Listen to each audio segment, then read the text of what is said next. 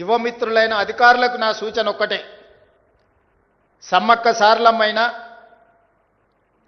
రామ్జీ గోండ్ కొమరం భీమ్ అయినా చాకలి ఐలమ్మ దొడ్డి కొమరయ్య అయినా ప్రజాస్వామ్యంలో రావి నారాయణ రెడ్డి గారు లాంటి వాళ్ళు ప్రజల కోసం అహర్నిశలు కృషి చేసిన ఎవరినైనా స్ఫూర్తిని తీసుకోండి.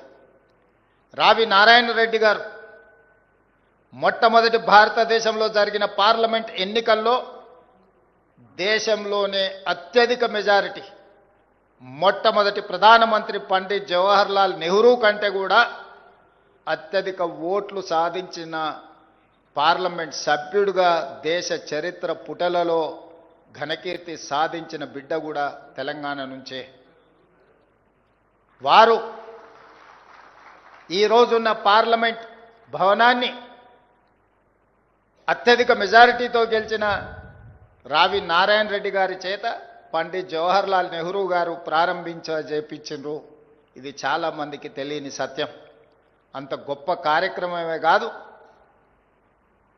జమీందారులు జాగీర్దారులు భూస్వాముల చేతుల్లో ఉన్న లక్షలాది ఎకరాల భూములను అగ్రికల్చర్ సీలింగ్ యాక్ట్ తీసుకొచ్చి ఈరోజు పేదవాళ్లను కూడా భూ యజమానులను చేసిన చట్టాలను తీసుకొచ్చిన బూర్గుల రామకృష్ణారావు గారు, పివి నరసింహారావు గారు కూడా ఈ ప్రాంతం నుంచే ప్రాతినిధ్యం వహించారు.